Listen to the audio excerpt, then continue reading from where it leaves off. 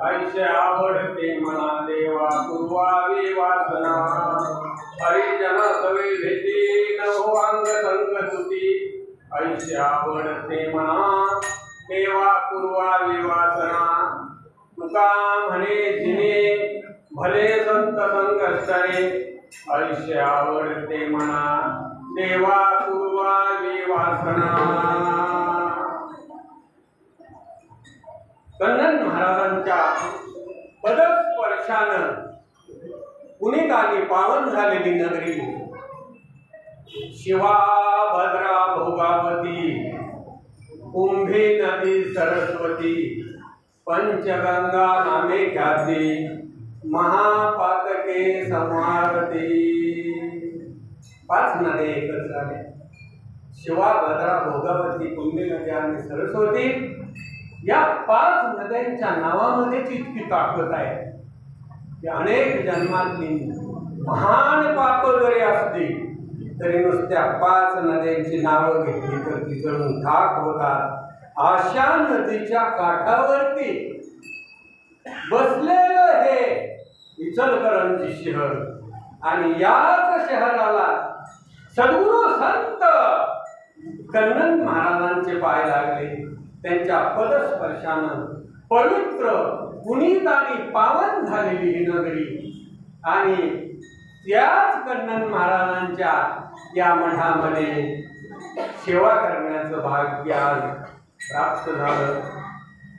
आणि अशा या अखंड हरिनाम सप्ताहामध्ये जागराची सेवा माझ्यासारख्या एका अज्ञानी जीवाला मिळाले हे मोठं भाग्य आहे। विठ्ठल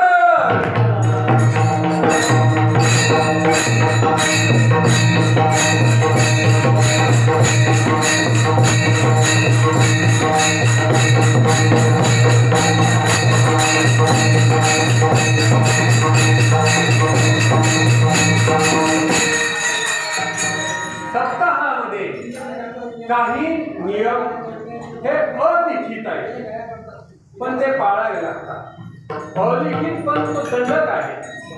पहिल्या दिवशी भगवंताचं गुण वर्णन करणारा असा अभंग घेतला पाहिजे आणि जे जागराचं कीर्तन आहे आपण सेवा केली सप्ताहावर ग्रंथराज ज्ञानेश्वरी पारायण आहे, काकड आरती आहे, भजन आहे, गाथा भजन आहे, त्याच्यानंतर हरिपाठ आहे, प्रवचन आहे, कीर्तन आहे, अशी आपण सेवा केली आणि उद्या काला आहे तर त्या पूर्वसंध्येला जागराच्या वेळेला मागणी पर अभंग घ्यायचा असा एक नियम आहे। आणि म्हणून प्रस्तुत प्रसंगी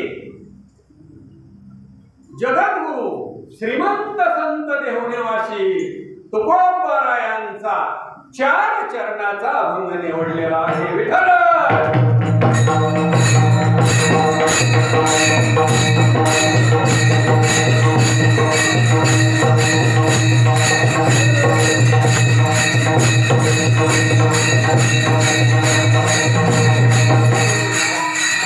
नमो विठ्ठला हृदया पांडुरंगा नमो रुक्मिणी माऊली ज्ञानगंगा नमो कुंडलिका नमो चंद्रभागा नमस्कार माझा रुक्मिणी पांडुरंगा पांडुरंगा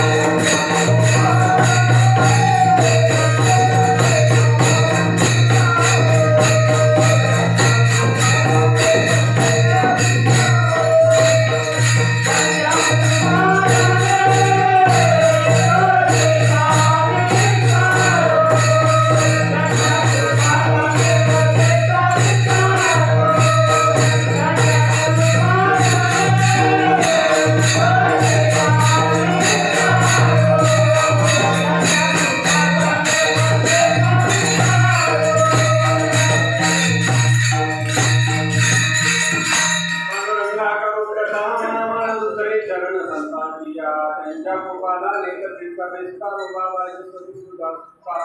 ओम नमो ज्ञानेश्वराय करुणाकरालया तुमचा नवरात्र पावन धाव चराचरी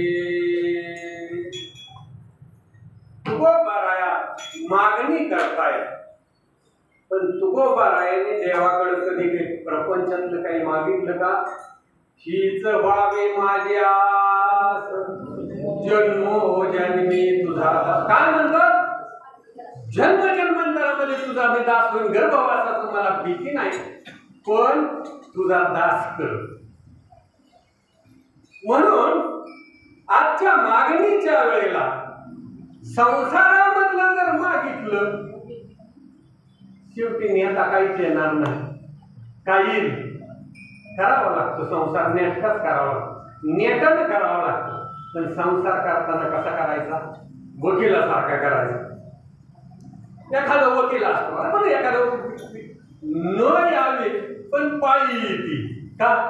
समोरच्यानं जर काही केलं तर मग वकील द्यावा लागतो. तिथं जावं लागतं. मग वकील काय करतात बघा, अशी केस लढवतात की माझ्या पक्षकाराची ती केसच नाही, माझी स्वतःची आहे असं म्हणून. मग ती लढतात लढतात लढतात आणि निकाल लागतो. मग दोन वकील असतात दोघांचे. मग कोणत्या तरी एकाच्या बाजूने निकाल लागतो. दुसरा वकील रडत बसतो का माझ्या पक्षकाराच्या विरोधात निकाल गेला मग नाही ना रडत बसत. आणि ज्या वकिलाचा विजय झालाय त्याचा विजय झाला पण ज्याचा पराभव झाला त्याचा रडत नाही. तसं आपण संसार करत असताना नेटानं करायचा पण त्याच्यात जर अपयश आलं रडत बसायचं नाही. माझं म्हणून करायचं. काम केलं तर जोम आहे, नाहीतर ऐकत बसून कुठं काय मिळणार? एवढा खर्च वाढलाय. खर्च थोडा आहे का? आता सगळाच खर्च आहे. लाईट बिलापासून मोबाईलच्या रिचार्ज पासून सगळ्या गरजा वाढल्या आणि त्याच्यामुळं पैसा लागायला लागला. पण संसार करत असताना यश येईल किंवा अपयश येईल त्याच्यामध्ये दुःखी कधी व्हायचं नाही. जन्म आणि मृत्यू आपल्या हातात नाही, फायदा आणि तोटा आपल्या हातात नाही. त्याच्यामुळं त्याच्यामध्ये काही काम करत असताना अपयश आलं तरी त्याला दुःख मानायचं नाही. संतांच्या संगतीमध्येच राहायचं आणि तसंच वागायचं. विठ्ठल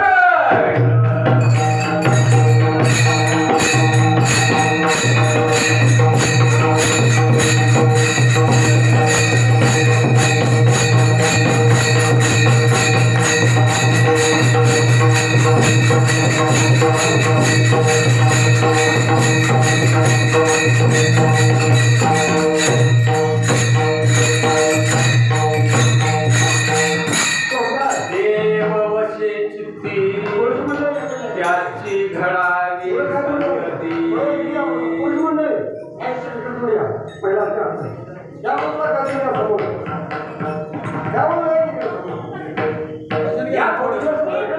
शिरा येणारे पाठीमध्ये बसतात.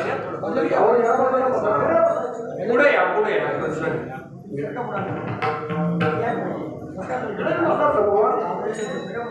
देव वशे चित्ते त्याची घडावी संगती. संगती ही अतिशय महत्वाची आहे बरं का. संगत कुणाची घडली याला फार महत्व आहे. 27 नक्षत्र असतात वर्षामध्ये. त्याच्यामध्ये एक स्वाती नावाचं नक्षत्र आहे आणि त्या स्वाती नक्षत्रामध्ये पाऊस पडला त्याचा थेंब जर शिपल्यामध्ये पडला तर त्याचा मोती तयार होतो. त्याचा थेंब जर केळीच्या झाडावरती पडला तर केळीचा फूट बाहेर येतो. त्याचा थेंब जर सापाच्या तोंडामध्ये पडला हलाहल विष तयार होतं. त्याच नक्षत्राचा पावसाचा थेंब गंगेमध्ये पडला पवित्र झाला आणि तोच थेंब जर गटरीत पडला अपवित्र झाला. पाऊस एक आहे का वेगळा आहे? एकच आहे पण त्याला संगत जशी लागली तसं बिघडलं. म्हणून संगत कुणाची करावी हे अतिशय महत्वाचं आहे. कारण मर्यादिनी चंदनाची झाडी पाहिली, अवघा डोंगर केला लावलाही. मर्यागिरी चंदन कसा असतो, तेलाची मोठी कढई आहे आणि त्याच्या खाली दिसतं आहे जाळ आहे, तेल खळ खळ खळ खळ उकळलेलं आहे आणि मर्यागिरी चंदनाच्या तेलाचा एकच थेंब त्याच्यामध्ये टाकला, थंडगार तेल होतं. काय टाकत आहे तसं. आणि तो मर्यागिरी चंदन ज्या डोंगरावरती आहे त्या डोंगराच्या भोवतलची जी सगळी झाडं आहेत त्या मर्यागिरी चंदनाची एवढी किंमत आहे. मग ती बुरी बाबळीची खायलाची असू द्या, किंमत कशामुळे?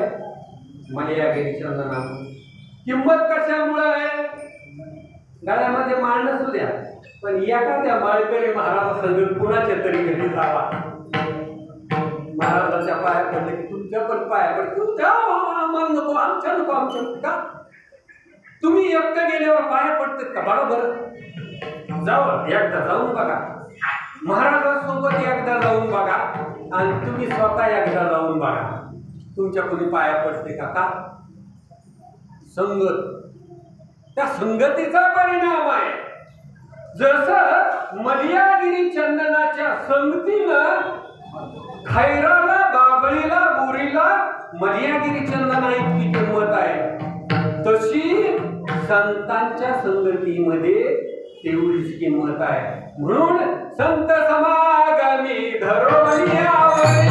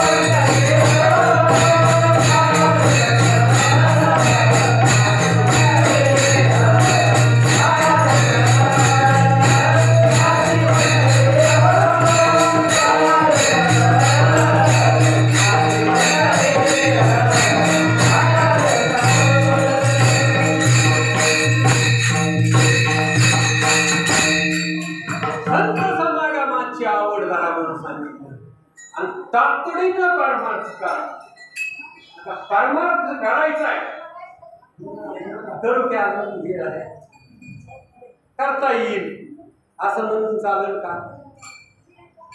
काय बघतोय आपण दृश्य, काय बघतोय बातम्यामध्ये? चालत चालत डॉक्टर पेशंटला तपासतोय, आणि अटॅक येऊन मरते.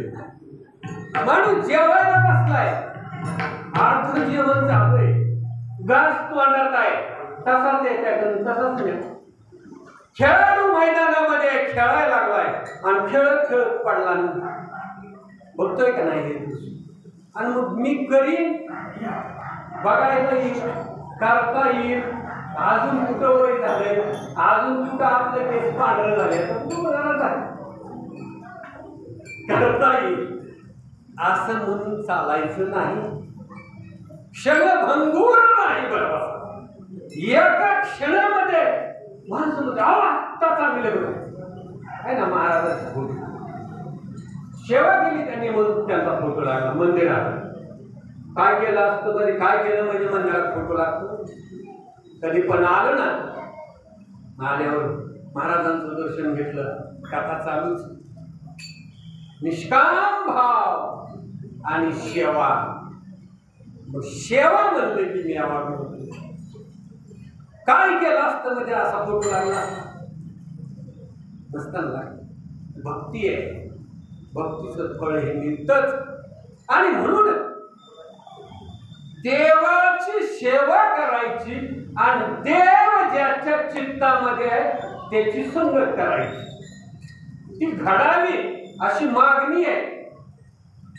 तर देवाची भक्ती कशासाठी करायची? देव ज्याच्या चित्तामध्ये आहे त्याची संगत तरी कशासाठी करायची? माणूस मरण पावला, एखादा समजा एखाद्याला म्हणलं रामकृष्ण आणि कलेक्टर साहेब, टोपण नावं पाडलेले असते बघा. कोणी म्हणतं आमदार साहेब, एखादा पोटात आमदार म्हणतो आहे ना. कोणी म्हणतं काय मंत्री महोदय झाला का मंत्री? कुणाच्या म्हणण्यानं मंत्री झाला का? कुणाच्या म्हणण्यानं कलेक्टर झाला का? त्याला काय काय करावं लागतं कलेक्टर व्हायला? किती स्पर्धा, लाखो मुलं त्याला डिग्री मिळवायची, त्याच्यानंतर स्पर्धा परीक्षा द्यायच्या, त्याच्यात मोजके असे कलेक्टर होतात. मग कुणाच्या म्हणण्यानं कलेक्टर होईल का? एखादा जर म्हणला बाबा मला परमार्थच करायचा नाही तर त्यानं सरळ त्याच्या पोरांना सांगायचं मी मेलो, माझ्या फुटूवर स्वर्गवासी, कैलासवासी, वैकुंठवासी असं लिहूच नका, सरळ नरकवासी म्हणून लिहा. का? अरे तू परमार्थच नाही केला, देवाचं नावच तुझ्या मुखामध्ये नाही आलं, तू कसं मनानं कैलासाला जाशील का? मनानं वैकुंठाला जाणार आहे का? मोक्ष मिळेल काय? त्याच्यामुळं जसं ग्रॅज्युएट होऊन स्पर्धा परीक्षा दिल्यावरच पदापर्यंत पोहोचतंय, तसं परमार्थ करून नाम चिंतन करून संतांची संगत करावी लागल आणि पवित्र तुळशीची माळ गळ्यामध्ये घालावी. माळ म्हणलं की नको म्हणते का? वेगळ्या संप्रदायात म्हणले तिकडं काय विचलतं मग आमच्याकडे या, तुम्ही काही प्रकार पण आमच्याकडे या, मग तिकडे ओढ जास्त आहे म्हणजे का? आता एक नवीन नियम निघाला बघा, डिजिटल नंबर प्लेट असली पाहिजे. बरोबर आहे का? डिजिटल सगळीकडे आहे. तुमची गाडी असली, तुमचं कसं बी असू द्या, ते नंबरच तुम्ही बदलला पाहिजे, त्याला डिजिटलच लागलं पाहिजे. तर आपण जर अशा आपल्या शहरासारख्या शहरामध्ये निघालो, गाडी घेऊन निघालो, निघाल्यानंतर नंबर प्लेट जर डिजिटल नसली तर काय होतंय? आता दंड होतो.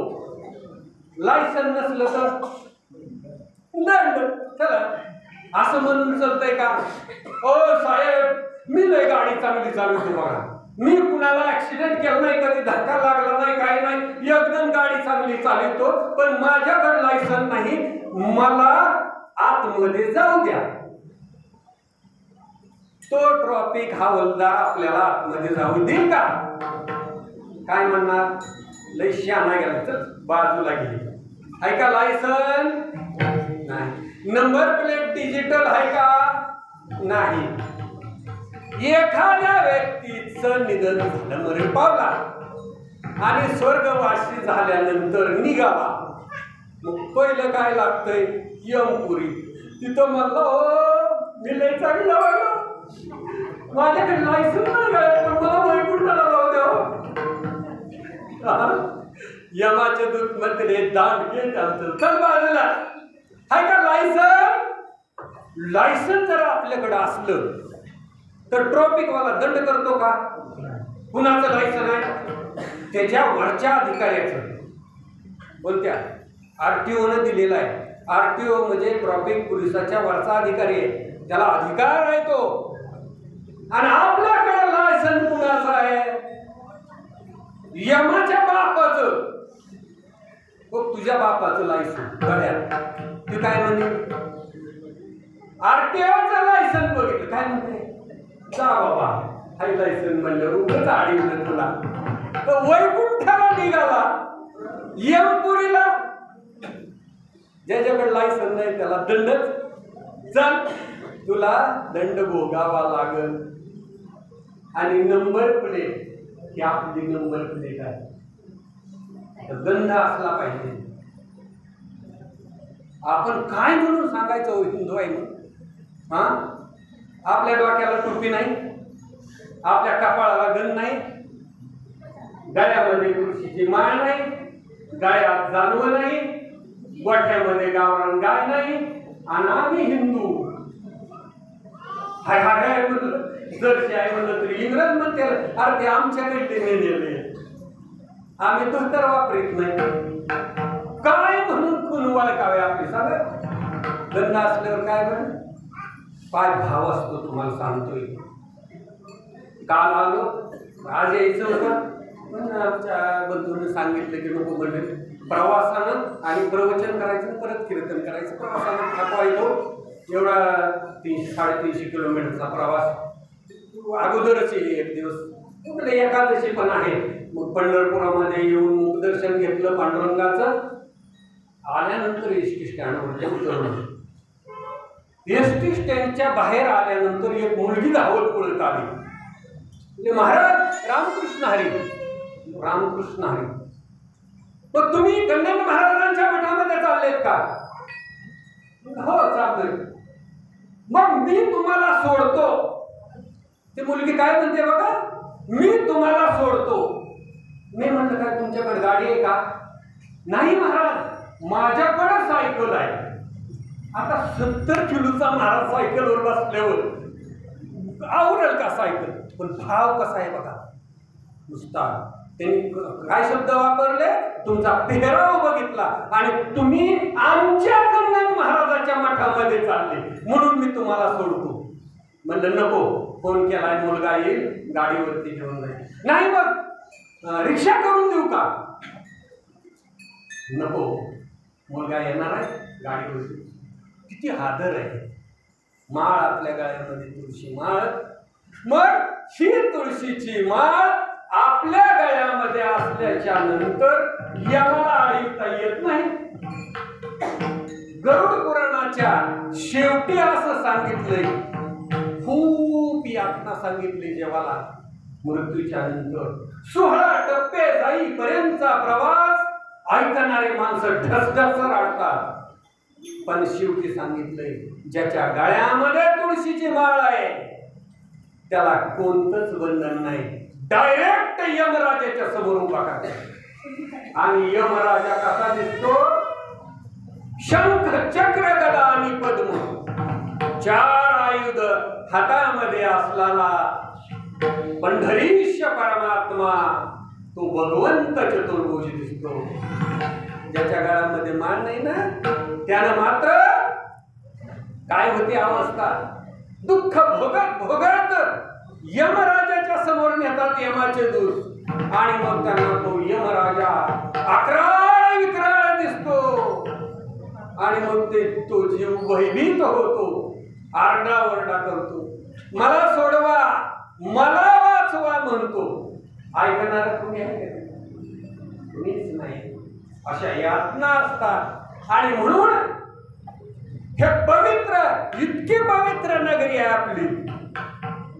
हाक मारली तर ऐकू जाईल एवढ्या जवळ नृसिंहवाडी, जिथं 7 नद्यांचा संगम आहे. इतकं पवित्र तीर्थक्षेत्र आहे की हातमुंड्यावरती दत्त महाराजांनी म्हणूनच तिथं अवतार घेतला. दत्त महाराज स्वतः तिथं नरहर म्हणून त्यांनी एका दाम्पत्याच्या पोटी जन्म घेतला. सरस्वती महाराजांच्याकडून अनुग्रह घेतला म्हणून त्यांना नरसिंह सरस्वती असं म्हटलं गेले. दत्त महाराजांचं जन्मस्थान तेच का निवडलं तर 7 नद्यांचा संगम शिवाभद्रा, भोगावती, कुंभी नदी, सरस्वती आणि पलीकडून आलेली कृष्णा आणि वेणी 7 नद्यांचा पवित्र संगम. आणि कृष्णा नदी ओलांडून गेलं की अमरेश्वर आहे. अमरेश्वराशी पूजावे नरे अमर होऊन जावे. त्या अमरेश्वराची ख्याती काय आहे, कसा आहे तो भोळादेव महादेव. त्याची जर पूजा केली तर पूजा करणारा अमर होऊन जातो. असं औरवाडला तिथंच नदीच्या काठावरती अमरेश्वराचं मंदिर आहे. म्हणून इतक्या पवित्र भूमीमध्ये जन्म घेतला. म्हणून इतक्या असल्या आणि हाक मारली तर ऐकू जाईल एवढ्यामध्ये महालक्ष्मी करवीर निवासिनी आहे. त्याच्याच बाजूला रवळनाथ आहेत. काशीचा महादेव आला, रत्नासुराचा वध केला आणि इथंच स्थायिक झाला ज्योतिबा राजा. इतक्या सगळ्याच्या एवढ्या अशा याच्यामध्ये आपलं भाग्य किती मोठं आहे. आणि कन्नड महाराजांची कृपा. आणि त्याच्यामध्ये जर आपल्याला कळत नसलं तर मग आपल्यासारखं येडं कोण आहे. जागं व्हा, जागाच नाही झाला तर मग त्याला कुंभकर्ण म्हणायचं. कुंभकर्णाची कशी अवस्था होती, ती जागाच होत नव्हतं. किती वाद्य वाजवा, काय करा, त्याच्या अंगावर हाती फिरवायचे, घोडे फिरवायचे, त्याच्या कानाला भाले घेऊन टोचवायचे, तरी जागाच नाही. जाग झालं पाहिजे. जाग आपण आलोय नर म्हणून जन्माला आणि नारायण म्हणून जायचंय. 84 लाख योनीमध्ये फिरत बसला. काय अवस्था आहे. 84 लाख योनीची विचार करा. जर पाण्यामध्ये जन्म मिळाला निस्ता शेवाळा खावा लागतंय. घाण सडलेलं झाडाचा जन्म मिळाला. पाऊस पडतोय धो धो धो धो पावसात. गार हिवाळा इतका हिव पडलंय त्या गारव्यामध्ये. उन्हाळ्याला अवर्षण पडलं. मुळ्या सुकून गेल्या, झाडाची पानं गळून गेली. कुणाला सांगावं. आणि परत एक माणूस येतो करवत घेऊन आणि कापून टाकतो. पक्ष्याचा जन्म मिळाला. किडा मुंगी सडलेलं इटलेलं आहे का. त्याच्यानंतर पशुचा जन्म मिळाला. काय पशुची अवस्था आहे. देवांना आपल्याला इतका चांगला नरदेह दिला आणि या नरदेहाला येऊन आपण आलोय कशासाठी, आपल्याला करायचंय काय हे जर माहित नसलं, स्टँडवरती गेला आणि एसटीत बसला, माहीतच नाही कुठं जायचं, कुठं जाईल, कुठं जाईल, त्याला थांबतच नाही. कुठं जाईल, कुठं जायचंय, कसं जायचंय. आपण निघालो, जर गावाला निघालं काय असते बघा, पिशवी, लगेच गावाला जायची तयारी, हे सगळं सामान घेऊन जाते. हा हे जग सोडून एक दिवस आपल्याला जायचे. आपल्या बरोबर काय नेता येईल. जेवढा केलेला परमार्थ, केलेलं नामचिंतन आपल्या बरोबर येणार आहे. त्या गाठोड्यामध्ये कुणीच इसकरी नाही. पापामध्ये इसकरी राहतील, धनसंपत्तीमध्ये इसकरी राहतील, पण आपण केलेल्या पुण्यामध्ये कुणाचाही वाटा नाही. विठ्ठल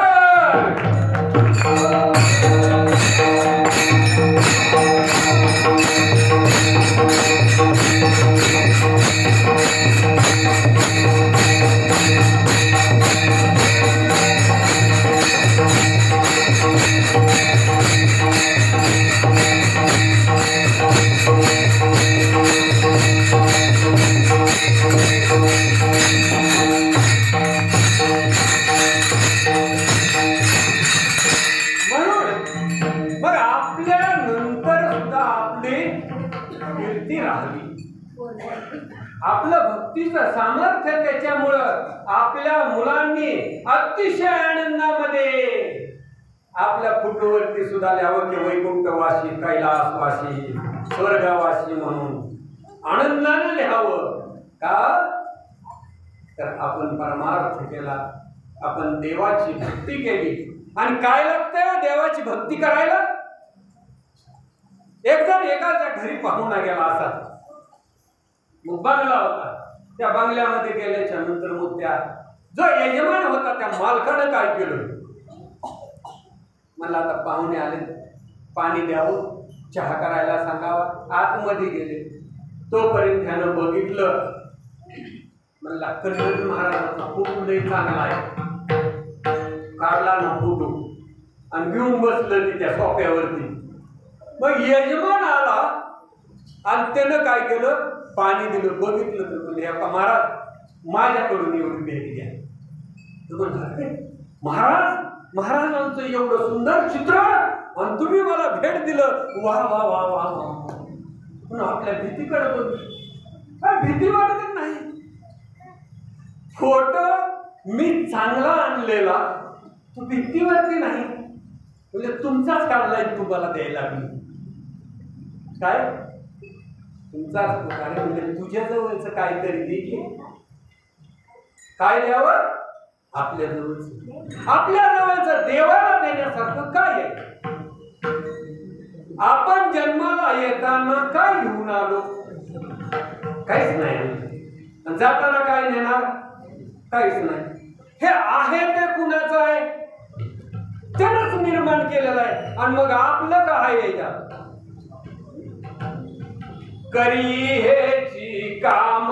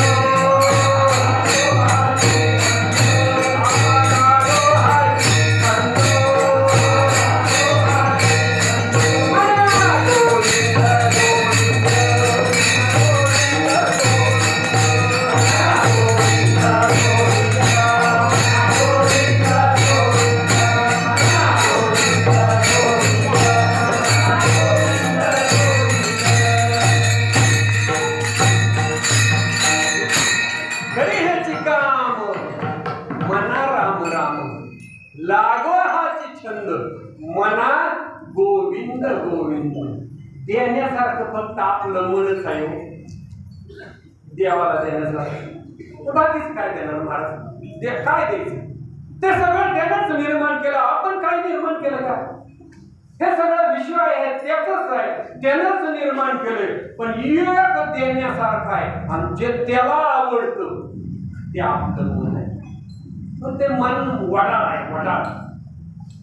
श्रीकृष्ण भगवंताला पेंद्यानं सांगितलं, हे कृष्णा म्हणले सगळ्या गायी वळतोय, पण ती मदरी गाय तो वळवळ टाकतो.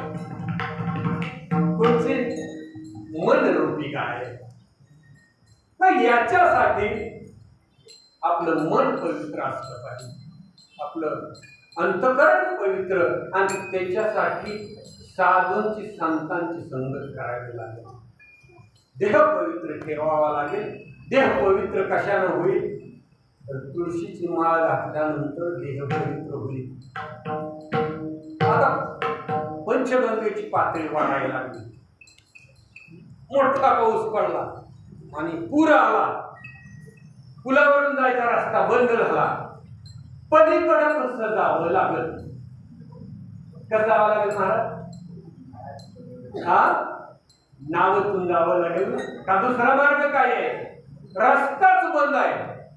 पंचगंगा इतकी भरून व्हायला लागली, जायचं पलीकडे साधन नाही. जायचं कसं? नावातून जावं. समुद्र आहे, अथांग पसरले बनलेला समुद्र आहे आणि त्या समुद्रातून तरून जायचंय. कसं जावं लागेल?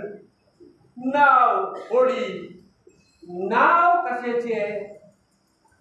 कशाची? लाकडाची. करेक्ट. जर लाकडाची नाव असा प्रचंड पूर आलेल्या पंचगंगेवरून तारून पलीकडे नेते आणि अथांग समुद्र आहे, त्या समुद्रातून तरून जाण्यासाठी लाकडाची नाव उपयोगी पडते. हा भवसागर तरून जाण्यासाठी तुळशीच्या लाकडाची माळ उपयोगी पडते. विठ्ठल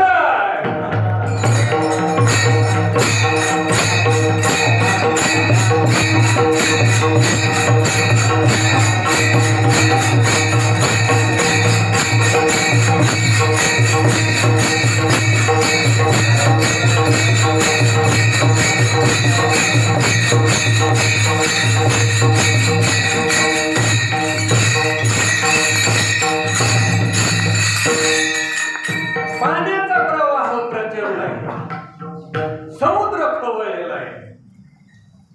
त्या लाकडाच्या नावेवरती आडाणी माणूस बसला, त्याच्यावरती ग्रॅज्युएट बसला, त्याच्यावरती संगणक चालवणारा बसला, त्याच्यावरती गुराखी बसला.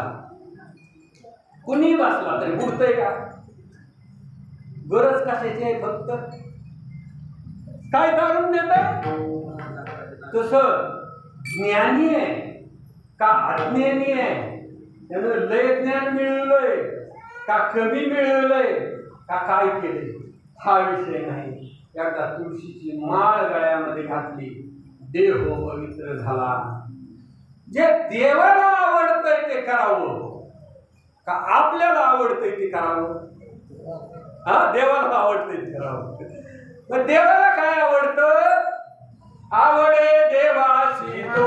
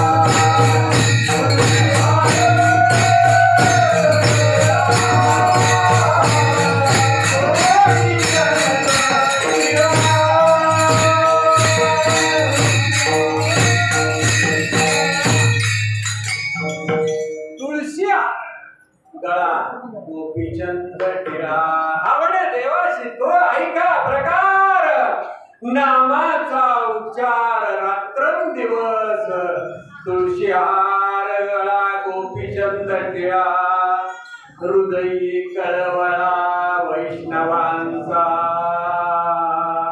काय सांगितलं तुळशीची माळ गळ्यात आणि गोपीचंदाचा त्या कपाळावरती असावा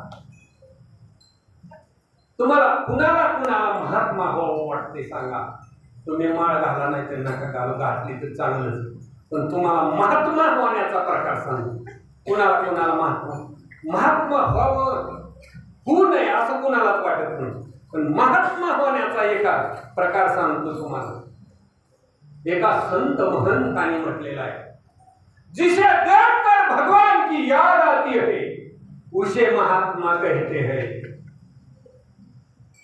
गोपीचंदाचा टिळा कपाळावरती आहे आणि तुळशीची माळ दिसली काय आठवतं पंढरीश पांडुरंग परमात्मा विटेवरती उभं राहिलेला दोन्ही हात कमरेवरती आहे डोक्यावरती मुकुट आहे कस्तुरीचा टिळा आहे मकराच्या आकाराची कुंडल गळ्यामध्ये तुळशीची माळ आणि वैजयंती माळ आहे काय केल्यावर समोरच्याच्या मनात देव आठवल एवढं सांगा बरं फक्त तुम्ही किती बी म्हणत बसा बाबा देवाला आठव देवाला आठवतंय का पण समोरच्याच्या कपाळावरती गंध बघितला आणि तुळशीची माळ बघितल्याबरोबर एका क्षणामध्ये त्याला पांडुरंग परमात्मा आठवतो का लगेच म्हणतोय महाराज रामकृष्ण आहे ओळख असू द्या नसू काय ताकद आहे का नामध्ये गोपीचंद टिळा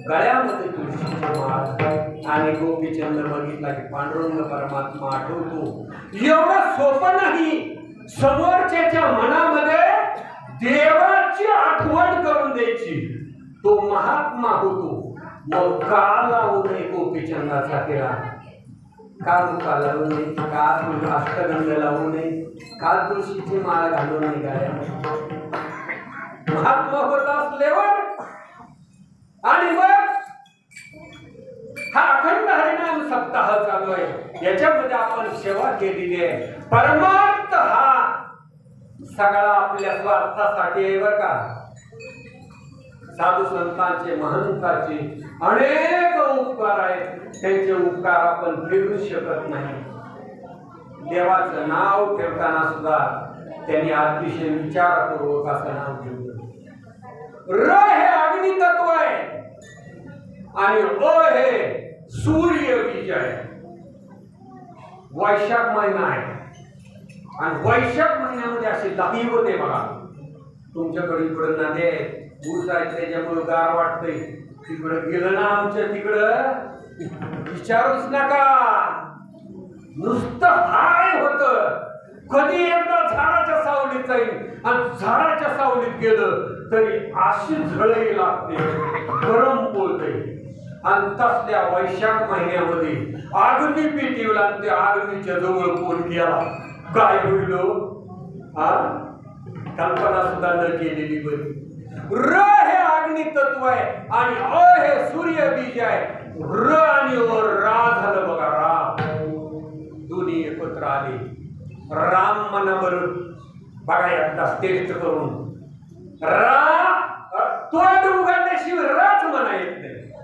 आणि मिटल्याशिवाय म म्हणा येत नाही येत आहे का सूर्य बीज आणि अग्नी या दोघांचा संगम झाला राम म्हणल्याबरोबर आपलं सगळं पाप बाहेर पडलं सूर्य बीजानं आणि अग्नीनं ते जाळून खाक केलं आता अग्नी लागल्यावर काय असतंय आगच असते की आग लागल्यावर काय ती लवकर शांत होतंय का मग एवढं सगळं पूर्वजन्माचं पाप राम म्हणताना बाहेर पडताना जळून खाक झाल्यावर शरीराचा दाह होईल का नाही पण चंद्र किती शीतल आहे तोंड मिटवलं आणि मूळ आतमध्ये जळालेल्या पापाचा दाह शरीरामध्ये होऊ नये म्हणून चंद्रबीज मन नावाचं आतमध्ये ती शांत करतो. ती आग होऊ देत नाही मागून. पुढे जाळलेल्या पापाची आग माग ठेवत नाही. चंद्रबीज असं देवाचं नाव राम ठेवलं.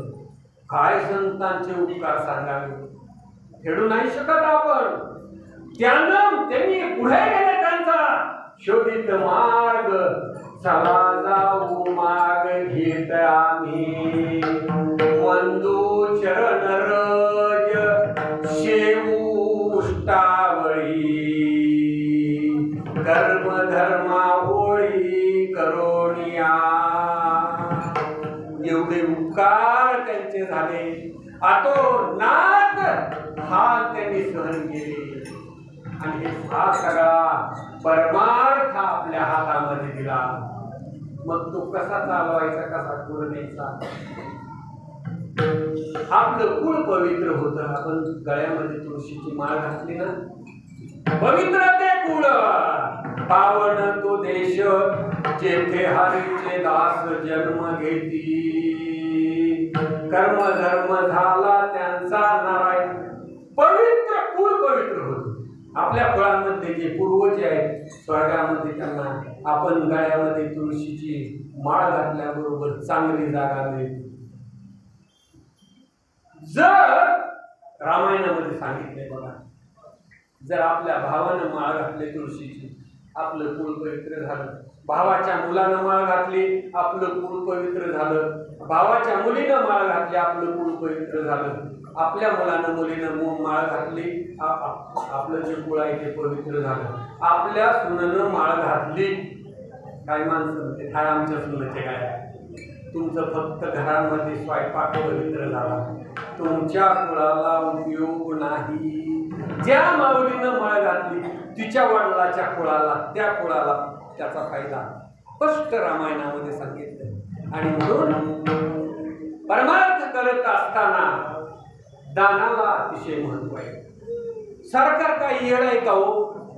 उन्हाळ्यामध्ये प्यायला पाणी नसतंय आणि काय करतोय, ती सांडवा वाट सगळं घालवते समुद्राला. खरं जर बघितलं तर कसं केलं पाहिजे, सांडवाच ठेवायचा नाही. काय होईल, काय होईल, सांडवा नाही ठेवल्यावर फुटून जाईल ना. तर सांडवा कशासाठी केलाय, भरलं की सांडव्यातून खाली जाऊन. तसा आपला संसार आहे. लय जर माझं बंधन बसला कुठलं, मग काय नाही करत. मग काय होईल, ती मधमाशी असते बघा. दत्त महाराजांनी मधमाशीला गुरु केलं. 24 गुरु केले दत्त महाराजांनी. त्याच्यामध्ये एक मधमाशीला गुरु केलं. का केलं, मधमाशी काय करते, मध गोळा करून आणते आणते आणते कुठेतरी अडचणीमध्ये, कुठेतरी डोंगराच्या खपारीला ती मध साठा करते. आणि कोणीतरी एक जण येतो, मग ती आग लावतंय, लूट करतंय, काय केमिकल मारतंय, त्या जीवावर देतंय आणि ती मधवर ओढून नेते. तसं होत असतं. म्हणून आपल्या प्रपंचातला सुद्धा सांडवा थोडाफार मार्थाकडे जाऊ द्यायचा. म्हणजे फुटत नाही. सांडवाच नाही ठेवायचं, नाही फुटून जाईल ना, जात आहे का नाही.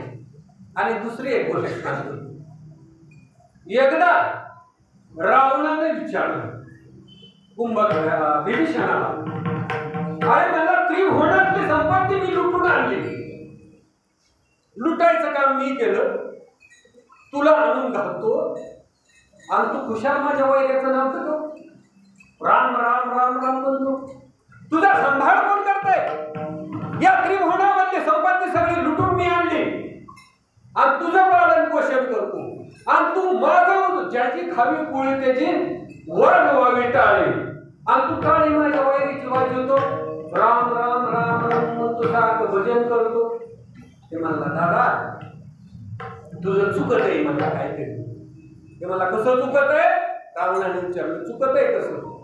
म्हणला, मी रामाचा भक्त नाही, तुझ्या वैऱ्याचा भक्त नाही असा म्हणला. चुकून शब्द गेला, रामाचा भक्त वैर्याचा नाही. मी कुणाचा भक्त आहे, तुझा भक्त आहे म्हणला आणि तुझ्या बायकोचा भक्त आहे, दादाचा वहिनीचा दोघाचा भक्त. ते म्हणला, कसं काय? तुझं नाव काय म्हणला? रावण. काढ राबवलेला. आणि तुझ्या बायकोचं नाव, वहिनीचं नाव काय? म्हणतो तरी काढ बघलेला. राम राम राम. कुणाचा भक्त आहे मी? रावण खरंय काय म्हणला असेल का? अहो सगळं त्रिभुवन लुटलं आणि त्रिभुवन लुटून अनाचार करणारा रावण. आणि ती म्हणेल काय? पण ती सुद्धा म्हणला बिभीषणा तुझंच खरं आहे का? आपल्या घरी सत्यनारायण घ्या आणि देव बाप्पाला सत्यनारायणाच्या पूजेसाठी बोलवलं आणि देव बाप्पाला दक्षिणाच नाही दिला. पुढे होता दक्षिणा आणि देव बाप्पाला तसंच लावलं. पुण्य कुणाला? कुणाला पुण्य? देव बाप्पाला गेलं त्याच्याबरोबर. आणि आपल्या घरी सत्यनारायण पूजा झाल्यावर देव बाप्पाच्या पाया पडून देव बाप्पाला त्या ब्राह्मणाला दक्षिणा दिला. पुण्य कुणाला? यजमानाला. उघडच आहे की आपण सत्यनारायण पूजा घातल्यावर पुण्य आपल्याला, कारण पूजा करून घेतली म्हणून त्याचं पुण्य आपल्याला, त्यांचं पालन पोषण केलं म्हणून. अखंड हरिनाम सप्ताह चालू आहे. कीर्तन करणारा, ज्ञानेश्वरी पारायण करणारा, पेटी वाजवणारे, टाळकरी ओवा, विनेकरी ओवा, गाथा पारायण करणारे, काकड भजन, काकड आरती करणारे, हरिपाठ करणारे, गाथा भजन आहे, प्रवचन करणारे, ह्यांनाच फक्त आहे का हो पुण्य? का नुसतं म्हणजे इथं राबणारे सेवा करणारे त्यांनाच आहे का? त्यांच्याबरोबर या सप्ताहासाठी ज्यांनी मदत केली त्यांना सुद्धा पुण्य आहे. म्हणून रावण म्हणला की राम राम म्हणता येईल पण ह्याचं पालन मी करतो, ह्याचं पुण्य मला मिळते. म्हणून या सप्ताहासाठी ज्यांनी कुणी दिलेली काय आर्थिक रूपानं, काही धान्य असत, काही पंक्तीच्या रूपानं असत, ज्यांनी कुणी हातभार लावलाय, भले मग ते ऐकायला नाही येऊ द्या किंवा त्यांनी काही भाग नाही घेऊ द्या, पण त्यांनी जे मदत केली, जे पोषण केलं, त्याचं पुण्य त्यांना सुद्धा आहे. विठ्ठल